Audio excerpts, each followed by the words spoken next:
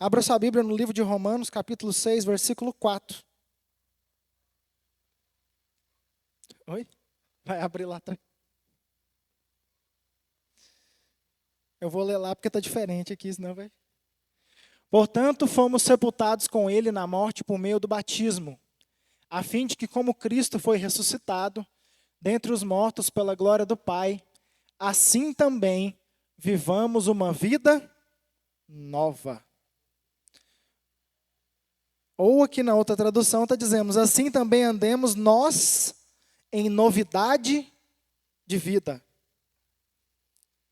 Traduzindo para o português, quando nós nascemos de novo, nós somos transformados, amém, irmãos? A palavra lá do grego é metanoia, mudança de mente, mudança de mentalidade. Quando recebemos a Cristo no nosso coração, a nossa mente é transformada. Nós temos agora uma nova maneira de pensar, uma nova maneira de ver a vida. Amém? Amém, irmãos?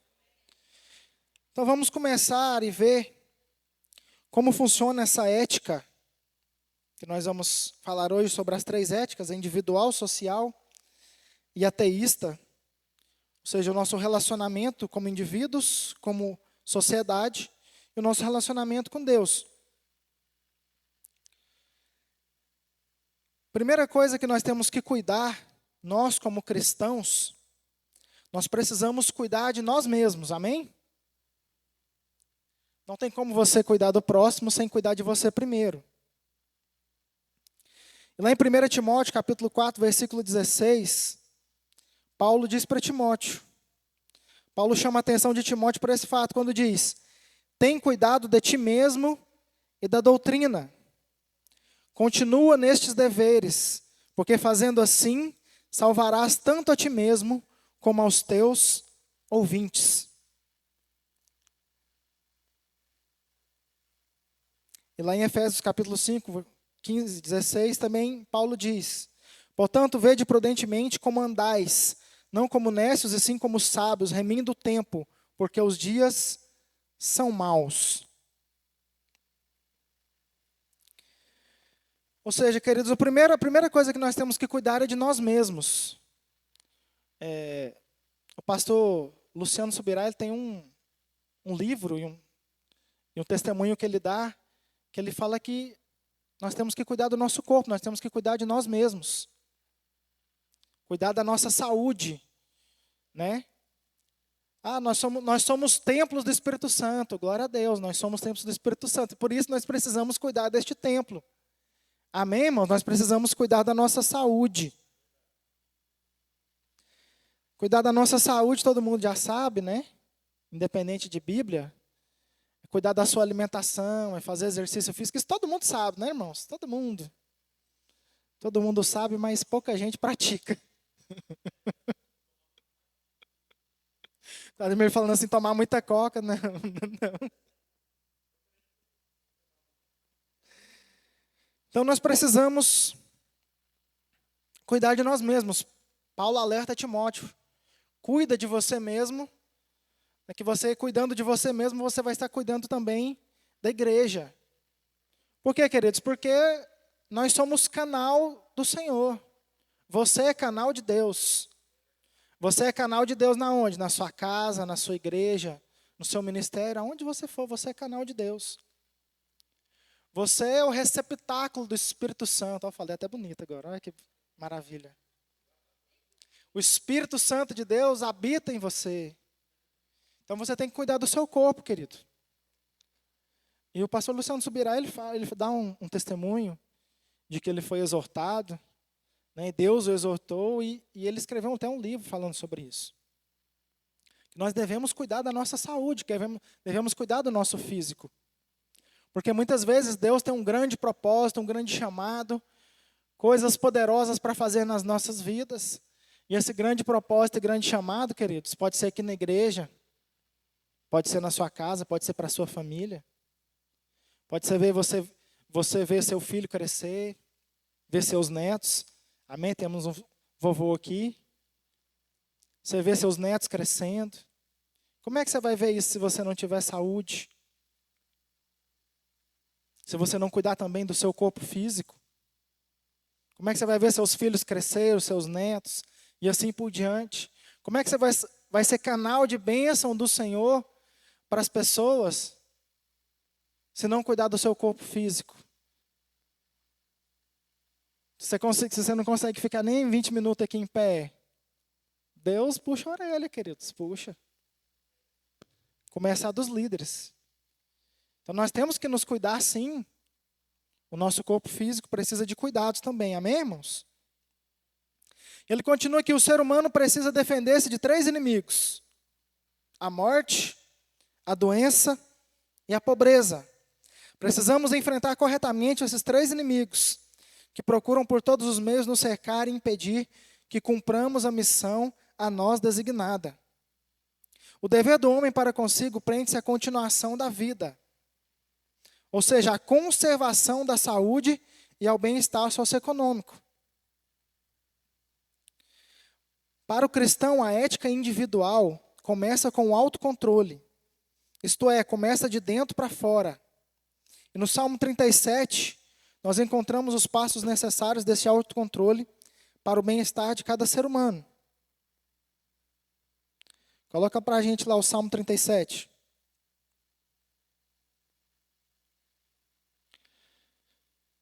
Não se aborreça por causa dos homens maus, nem tenha inveja dos perversos. Continua. Pois como o capim logo secarão, como a relva verde logo murcharão. Próximo. Daqui para frente. Confie no Senhor e faça o bem. Habite na terra e desfrute a fidelidade. Deleite-se no Senhor e Ele atenderá aos desejos do teu coração. Entrega o teu caminho ao Senhor, confia nele e Ele agirá. Próximo. Ele fará a sua justiça brilhar como a alvorada e a sua causa como o sol do meio-dia.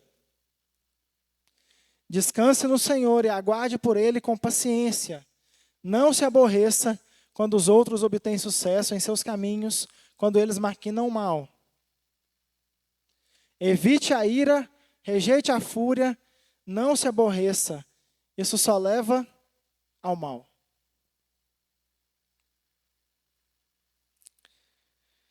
Aqui ele coloca 8 princípios. Confia no Senhor, agrada-te do Senhor, entrega o teu caminho ao Senhor, descansa no Senhor, não te irrites, deixa a ira, abandona o furor, não te impacientes.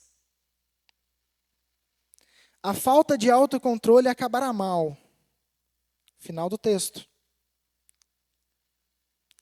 Nós temos, Paulo diz que o fruto do Espírito, um dos frutos do Espírito é domínio próprio. Eu acredito que esse é o mais difícil de aperfeiçoar ao longo do tempo como cristão. Né, irmãos? O salmista diz aí que nós devemos confiar no Senhor, nos deleitar no Senhor. O que isso quer dizer para nós aqui, para nós cristãos, nós como igreja, queridos? Que nós devemos colocar a nossa confiança, a nossa esperança em Deus. Que nós devemos estar confiados em Deus. Esperar no Senhor. Isso é difícil? É, com certeza, é muito difícil. Porque se não confiamos em Deus, se a nossa fé não está em Deus, não está na palavra do Senhor, não está naquilo que Deus nos fala, não está naquilo que a palavra nos diz, se não confiamos em Deus plenamente, se não confiamos na palavra de Deus plenamente, queridos, nós estamos agindo por nós mesmos. Nós estamos confiando só naquilo que podemos ou não podemos fazer, naquilo que podemos ou não podemos realizar. E nós não temos controle sobre todas as coisas. Deus tem o controle sobre todas as coisas. Ele é soberano sobre tudo e sobre todos. Jesus vai nos dizer, ali no Evangelho de Mateus, nos Evangelhos, não andeis ansiosos por coisa alguma. Palavra da semana retrasada, se eu não me engano. Então, queridos, a nossa confiança, a nossa esperança, a nossa expectativa precisa estar em Deus. É difícil? É. E por isso o Espírito Santo vai gerar em nós esse domínio próprio. O que é o domínio próprio? Que é o fruto do Espírito. É dominar as nossas emoções. É não ser guiado pelas suas emoções, querido. O que o versículo aqui falou? Deixa a ira, não te irrites, abandona o furor. É o domínio próprio, o Espírito Santo vai encher o seu coração, querido, da hora que você está ali no trânsito. Aleluia, glória a Deus. Carlinhos até falou, the king, the power. É isso aí. É nessa hora que Deus vai te dar o domínio próprio, irmão. Ô, irmão, tem tanto testemunho de domínio próprio no trânsito. Sangue de Jesus tem poder. É muitos. Quantos aqui tem testemunho de domínio próprio no trânsito? Faz assim, oh, aleluia. Porque se Deus não der o domínio próprio, irmão, nós estamos todos lascados. Os irmãos deixam de ser crente no trânsito é na hora. É motoqueiro cortando, é gente buzinando, é gente xingando, é gente passando no sinal vermelho, fechando você na curva, e tudo. Todo dia, todo dia. O melhor lugar para Deus te dar domínio próprio é no trânsito. Fala, Senhor, me dá domínio próprio. Me dá força não, por favor. É a melhor hora, querido. Mas não é só no trânsito, né, irmãos? É na hora que o seu filho quebra lá um copo, na hora que um prato, na hora que está comendo. O cachorro destrói uma planta e suja a área toda, essas coisas. É nessa hora que você tem que ter domínio próprio para não quebrar tudo. Não matar a criança, não matar o cachorro. É nessas horas. A hora que está tudo indo bem, o domínio próprio está tranquilo, irmão. É nos problemas mesmo que você tem que pedir para Deus domínio próprio. Falar, Senhor, me dá domínio próprio, me dá aí. E nós temos que dominar as nossas emoções, amém? Colocar a nossa vida nas mãos do Senhor. O salmista já diz, entrega o teu caminho, entrega a sua vida nas mãos do Senhor, confia nele e tudo mais ele fará, querido. Porque nessas horas de angústias, problemas e aflições, no trânsito, em casa, no trabalho, é nessa hora que nós temos que pegar com Deus e pedir domínio próprio, para que as nossas emoções não nos dominem.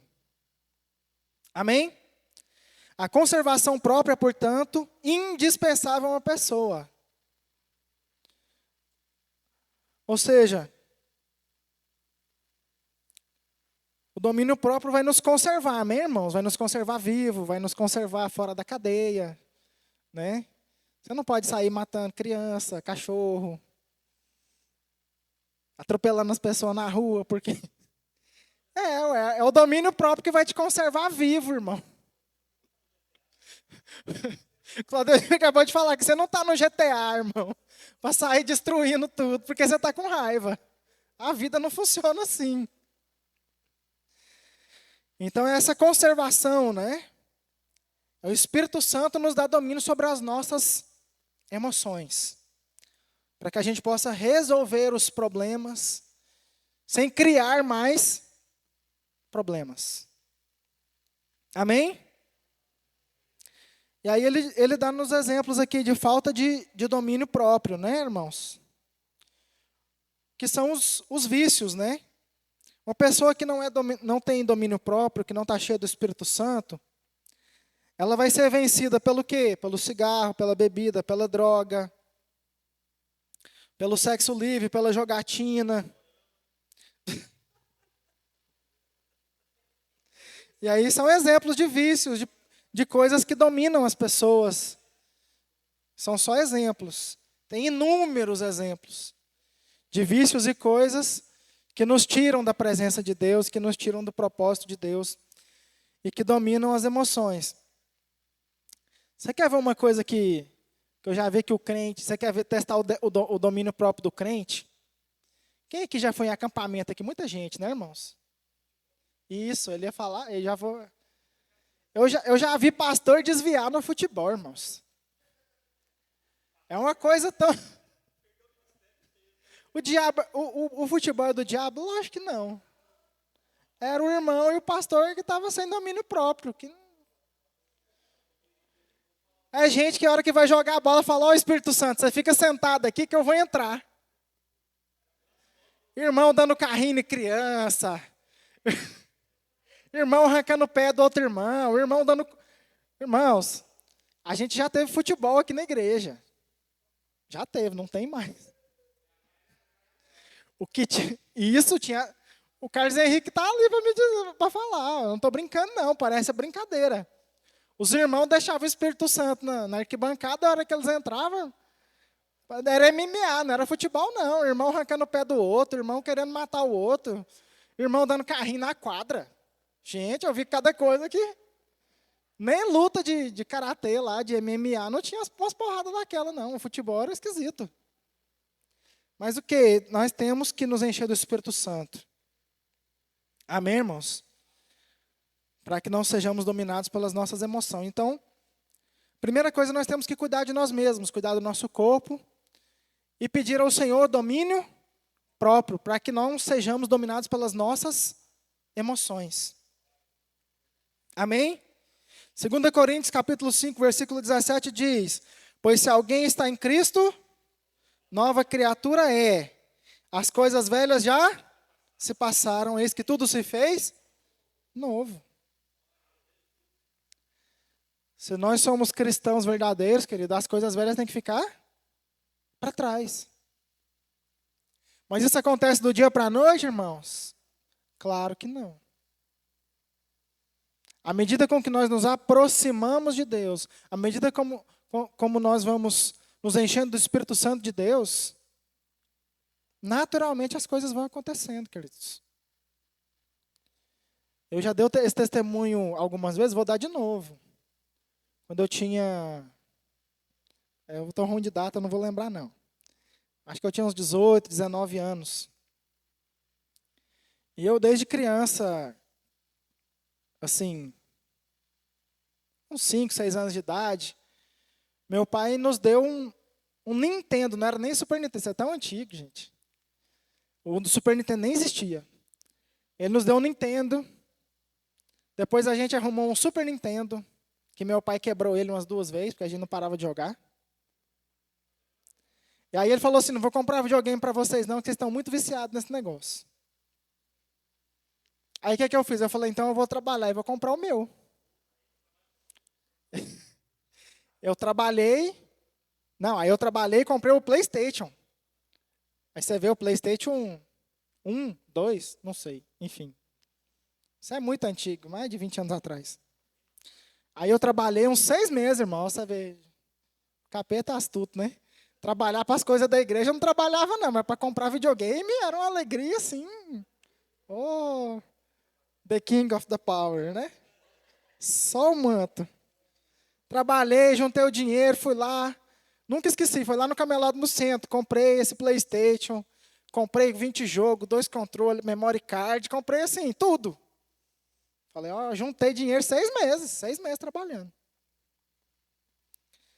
Na lanchonete. Aí, comprei e tal. E jogava de manhã, de tarde, de noite, de madrugada. Se eu trabalhei 6 meses só para comprar ele, irmão, você acha que eu não ia jogar? Era de manhã, de tarde, de madrugada. E aí, graças a Deus, eu tive um encontro real e verdadeiro com o Senhor. O Espírito Santo falou assim, não, esse videogame aí não faz parte mais da sua vida, não. As coisas velhas já passaram, é isso que tudo fez novo. Porque o que acontece, queridos? Tudo que é em desequilíbrio na sua vida, seja o que for, pode ser coisa benéfica. Se é algo que se torna um vício, se é algo que atrapalha a sua vida com a sua família, né? O futebol é do capeta? Não. Mas você largar sua família para jogar só futebol todo dia, é. Irmão. Essas coisas, não é que essas coisas são do demônio, mas se tornam. Mas se torna o Senhor na sua vida. O vício se torna pecado. Por quê? Porque te afasta de Deus, te afasta da sua família, do convívio com a sua família. Jovem adolescente que não tem um passarinho para dar água, então eu era adolescente nessa época. E o Espírito Santo falou, não. Ninguém, ó queridos, presta atenção numa coisa, ninguém me falou para vender o videogame, para livrar do videogame. O Espírito Santo só falou, isso não faz mais parte da sua vida. O Espírito Santo tirou aquilo do meu coração. Qual a oração que eu fazia? Falei, Senhor, se tem alguma coisa que me afasta da sua presença, tira do meu coração. Eu vi o videogame lá e não jogava. Aí 2, 3 meses que eu não jogava mais, o que eu fiz? Eu falei, o que isso aqui está fazendo aqui? Vendi o videogame. Aí chegou, vou comprar para o meu filho, o irmão aqui da igreja. Vou comprar para o meu filho. Falei, glória a Deus. Quanto você quer no videogame? Ele acha uns R$200. Eu vou levar os controles. Quantos jogos tem aí? Eu falei, tem uns 60, irmão. Tudo que você imaginar tem aí. Eu comprava 2 jogos por semana. Não, eu era viciado mesmo, não era mais ou menos, não. Aí eu falei, não, irmão, leva tudo. O que tiver aí de videogame, você pode levar o que você quiser. Aí ele olhou assim, nossa, é mesmo? Eu falei, pode levar tudo, não vai sobrar nada. Vai não sobrar nada. E não sobrou nada. Mas isso aconteceu naturalmente, queridos. Quanto mais próximos nos chegamos de Deus, é o Senhor quem faz, é o Espírito Santo que nos convence do pecado, da justiça e do juízo. Por isso, querido, não se preocupe, é Ele que vai fazer, é Ele que vai falar. Eu faço isso, não faço aquilo, não é. A sua preocupação, querido, é em se encher do Espírito Santo, é em se encher de Deus. O resto é Ele que vai fazer. Amém? Próximo, ética social. Acredito que nós já falamos muito sobre esse assunto aqui, então vou passar mais rápido. O que é a nossa ética social? É o nosso relacionamento com as pessoas, né? Nosso relacionamento com as pessoas, nossa vida em sociedade. Os deveres do homem para com o próximo. Amém?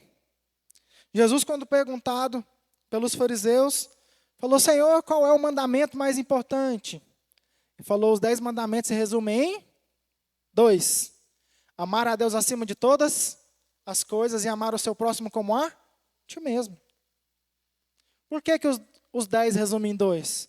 Porque se você ama a Deus acima de todas as coisas, você não comete pecados contra Deus. Se você ama o próximo como a você mesmo, você não comete pecados contra o seu próximo. Os 10 mandamentos são divididos entre mandamentos de obediência a Deus, de relacionamento com Deus, e mandamentos do homem para com outro homem. Não matarás, não furtarás, não adulterarás. Relacionamento com as pessoas. Os outros mandamentos, amar a Deus acima de todas as coisas. Relacionamento com Deus. Então, o nosso relacionamento com o próximo, como nós já vimos aqui nas outras lições da revista anterior, é que nós temos que ser servos uns dos outros, amém, irmãos? Servir uns aos outros. Como tem que ser o nosso relacionamento como igreja? Relacionamento de servos, de servir uns aos outros. O que é servir uns aos outros? O que é amar o próximo? É servir, amar é servir. Amar não é, o fulano ali é bonito, a fulana é bonita, eu fui com a cara dele, não. Servir a todos, igualmente, amém, irmãos? Paulo coloca o assunto assim, Filipenses 2, 3 e 4. Nada façais por partidarismo ou vanglória, mas por humildade, considerando cada um os outros superiores a si mesmo. Não tenha cada um em vista o que é propriamente seu, senão também cada qual o que é dos outros. Amém? Nada façais por partidarismo ou vanglória, mas por humildade. Ou seja, se vamos fazer algo, queridos. Os discípulos perguntaram para Jesus: Senhor, qual de nós vai ser o maior no reino de Deus? Jesus falou: vocês querem ser o maior? Vocês querem saber como é que funciona? Quem quer ser o maior seja aquele que serve, aquele que é servo de todos. Então, que nós tenhamos esse entendimento, que o nosso relacionamento social, o nosso relacionamento com os outros irmãos e em sociedade, é que tenhamos o coração de servos, amém, queridos? Nós precisamos ter o coração de servos, servir uns aos outros. Gálatas 6:2 diz: levai as cargas uns dos outros.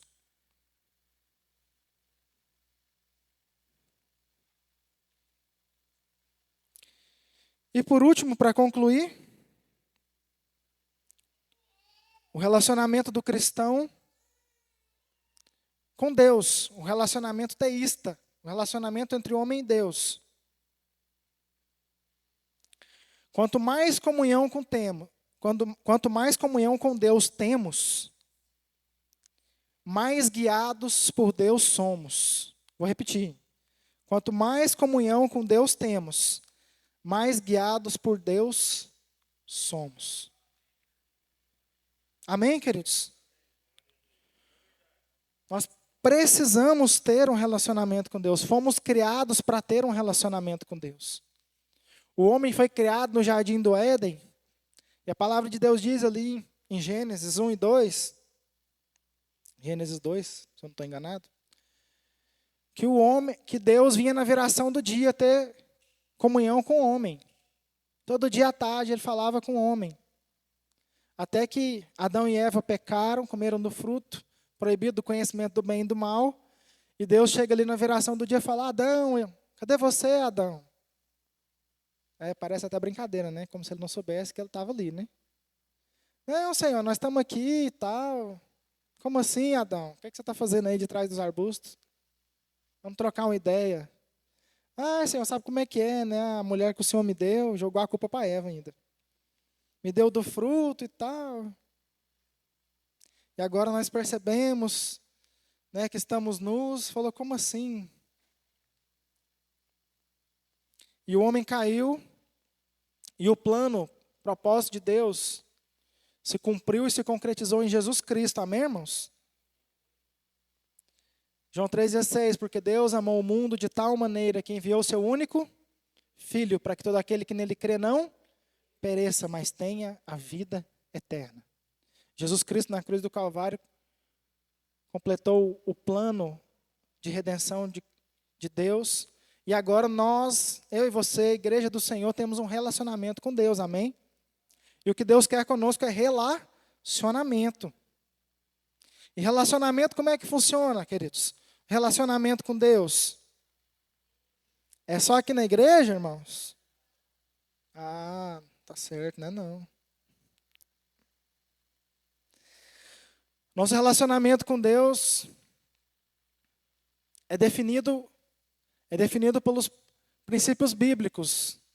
Leitura da palavra e oração. Na onde, queridos? Aqui na igreja? Também. Mas principalmente na sua casa. No seu trabalho, aonde você estiver, querido. Relacionamento com Deus é relacionamento. E esse é o principal relacionamento do homem. Porque se o relacionamento do homem com Deus estiver ruim, querido, todo o resto fica ruim. Sim ou não? Sim. Se o meu relacionamento com Deus estiver ruim, todo o resto fica ruim. Por quê? Porque quando eu estou no meu relacionamento, no meu momento de comunhão com Deus, é que Deus vai trazer solução para os meus problemas. É que Deus vai me dar direção do que fazer, o que não fazer na minha casa, do que fazer, o que não fazer no meu trabalho, do que fazer, o que não fazer no meu ministério, na minha célula, no meu grupo familiar, na igreja, seja onde for. Então, o principal relacionamento nosso, que tem que ser cultivado, é o nosso relacionamento com Deus.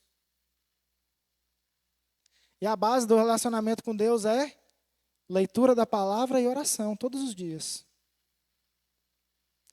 Eu esqueci qual pastor foi perguntado, eu esqueci, não lembro se foi um desses pastores antigos, se foi o John MacArthur, o Billy Graham.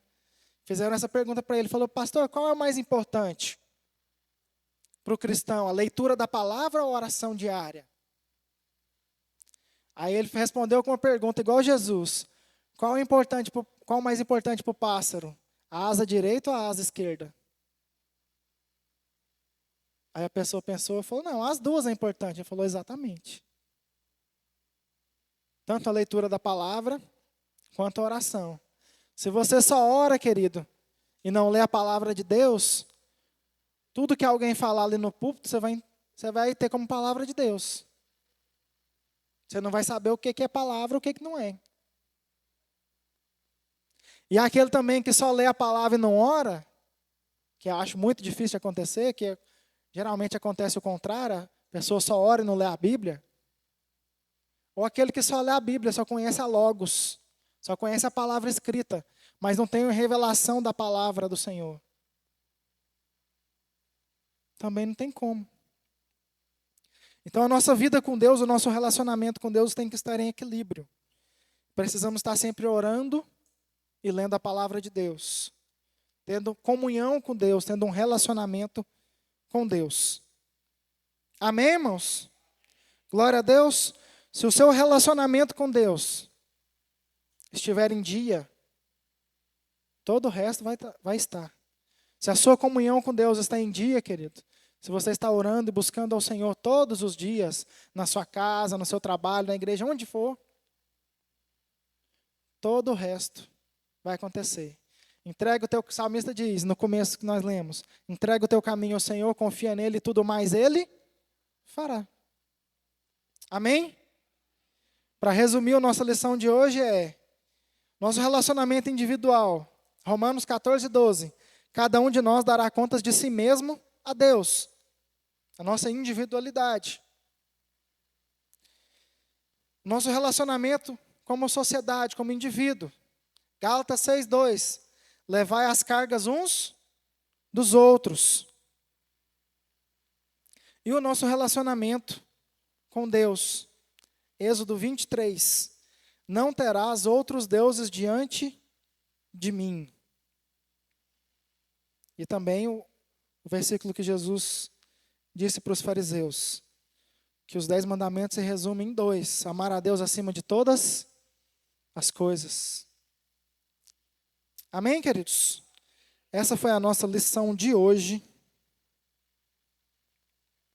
Os princípios básicos de nós como cristãos, como igreja do Senhor. Fica de pé, vamos orar.